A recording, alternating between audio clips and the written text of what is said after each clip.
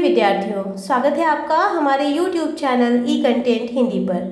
आज हम हिंदी व्याकरण पढ़ने वाले हैं, जिसके अंतर्गत हम पढ़ेंगे अव्यय। इसमें आप जानेंगे अव्यय की परिभाषा, भेद और साथ ही साथ 10वीं की जैक बोर्ड परीक्षा में इससे पहले पूछे गए प्रश्नों के उत्तर।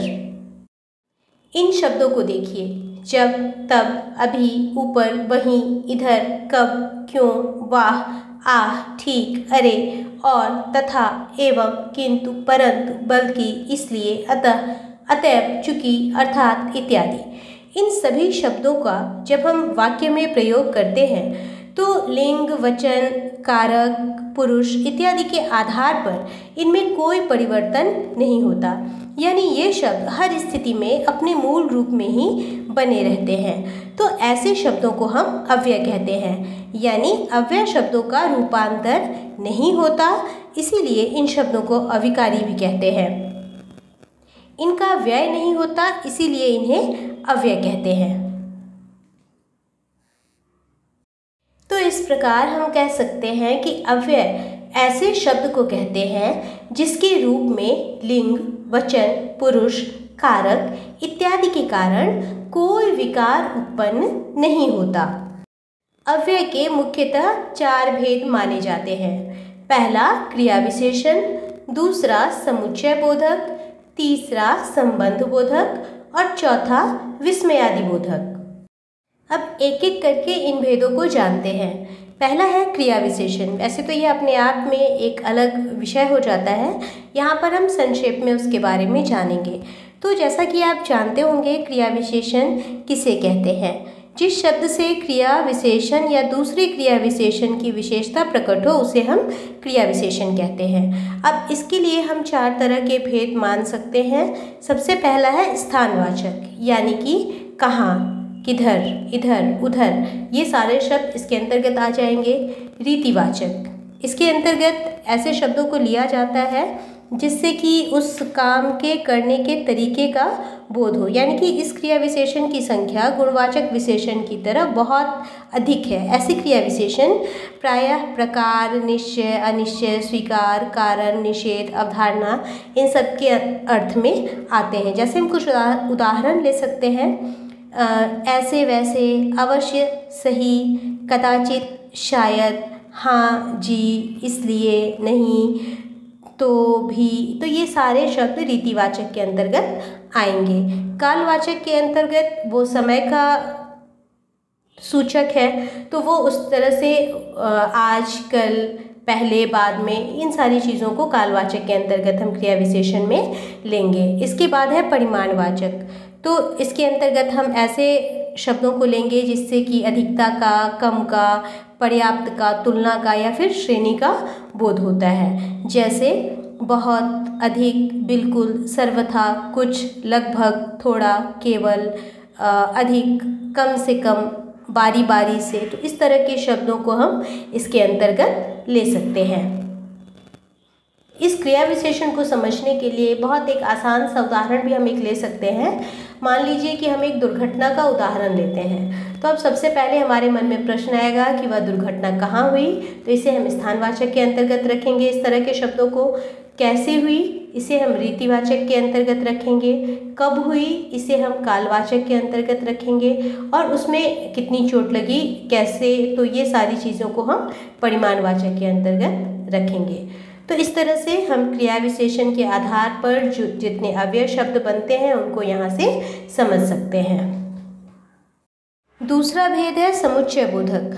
तो समुच्चय बोधक के भी 2 भेद होते हैं, समानाधिकरण और व्याधिकरण। तो पहले हम समानाधिकरण को देखते हैं। समानाधिकरण का मतलब होता है कि जिन पदों या अवयवों द्वारा मुख्य वाक्य जोड़े जाते हैं उन्हें समानाधिकरण समुच्चय बोधक कहते हैं। अब इसके 4 उपभेद होते हैं। संयोजक, जैसे कि और, व, एवं, तथा।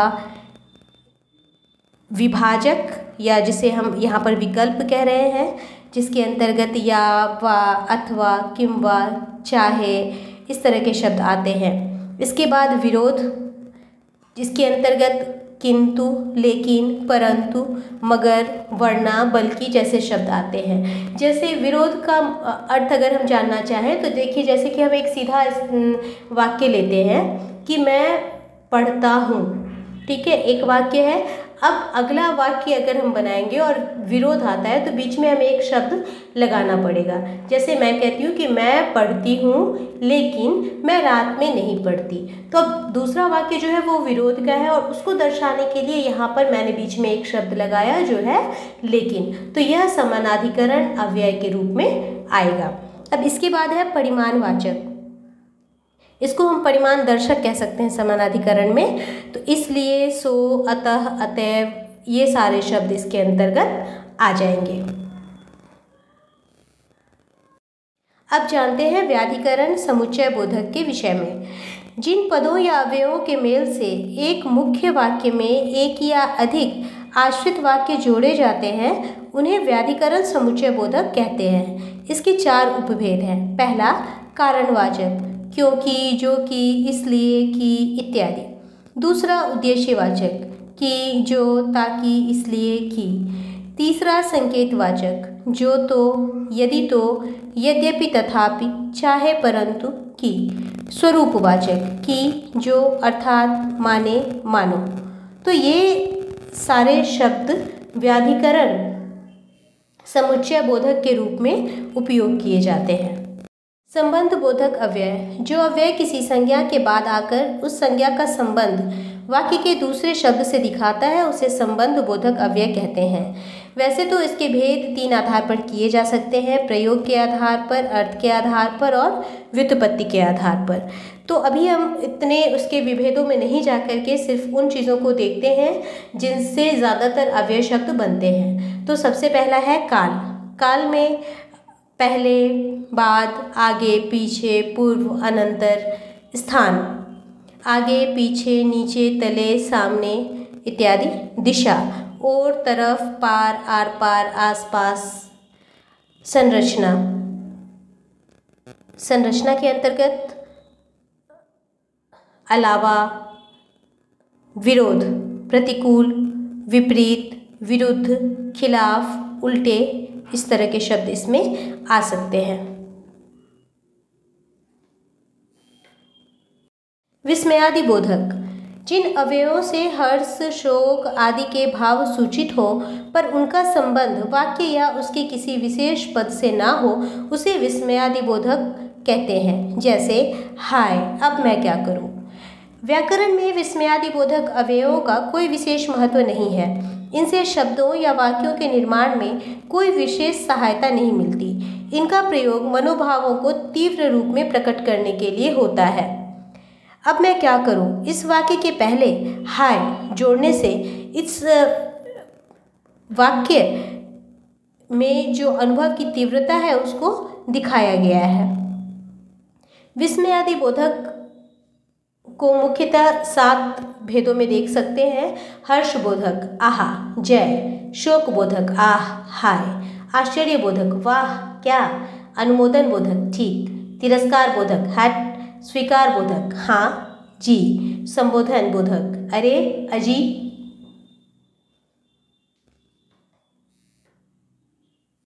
अब हम बात करेंगे कुछ उदाहरणों की। जैक बोर्ड में पूछे गए पिछले 10 वर्षों के प्रश्नोत्तर के आधार पर अब हम अव्यय का अभ्यास करेंगे। आप देखेंगे कि प्रश्न में इस प्रकार निर्देश दिया रहता है, रिक्त स्थान की पूर्ति अव्यय पद से कीजिए। 2009 दिन डैश ढल रहा था। विद्यार्थी अध्ययन के डैश नहीं हो सकते। वह डैश आलोचना ही करता है। अब जानते हैं इसका उत्तर क्या होगा। दिन जल्दी जल्दी ढल रहा था।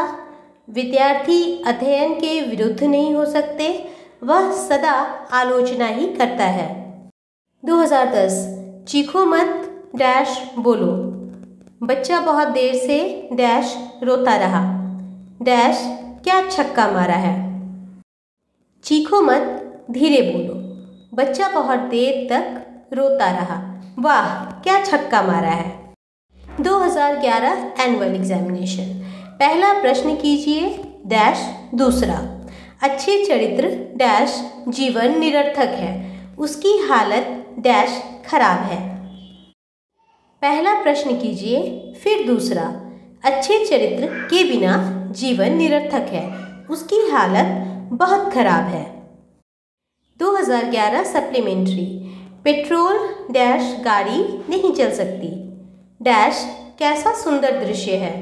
सीता डैश गीता दोनों सांस्कृतिक कार्यक्रम देखने गई। पेट्रोल के बिना गाड़ी नहीं चल सकती, वाह कैसा सुंदर दृश्य है। सीता और गीता दोनों सांस्कृतिक कार्यक्रम देखने गईं। वर्ष 2012। खूब मन लगाकर पढ़ो डैश परीक्षा में प्रथम आ सको। रमेश अब डैश पढ़ रहा है डैश कहाँ से बदबू आ रही है।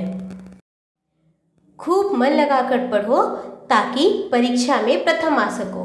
रमेश अब तक पढ़ रहा है, छी कहाँ से बदबू आ रही है। 2012 सप्लीमेंट्री।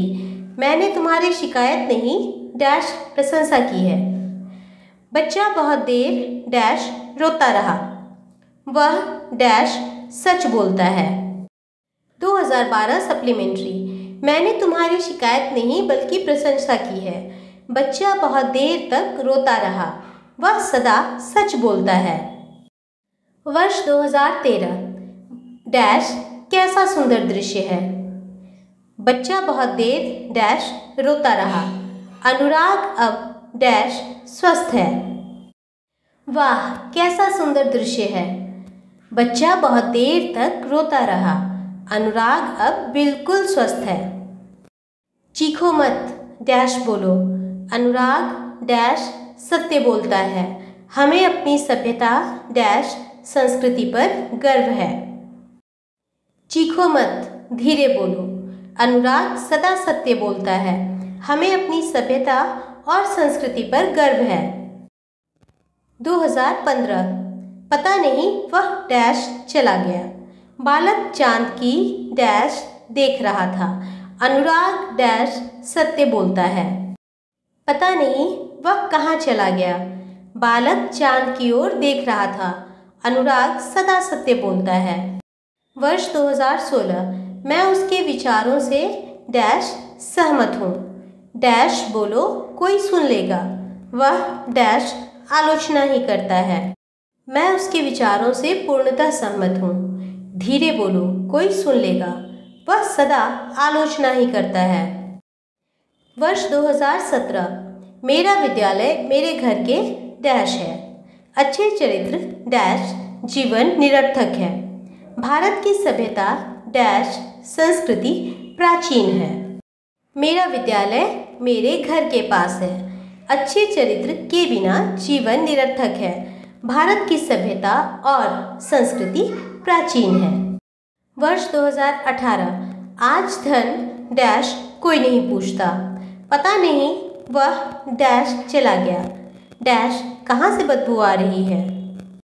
आज धन को कोई नहीं पूछता। पता नहीं वह किधर चला गया, छी कहाँ से बदबू आ रही है। वर्ष 2019। वह डैश विद्यालय जाता है। अनुराग डैश आलोचना ही करता है, डैश तुमने अच्छी तरक्की की है। वह प्रतिदिन विद्यालय जाता है।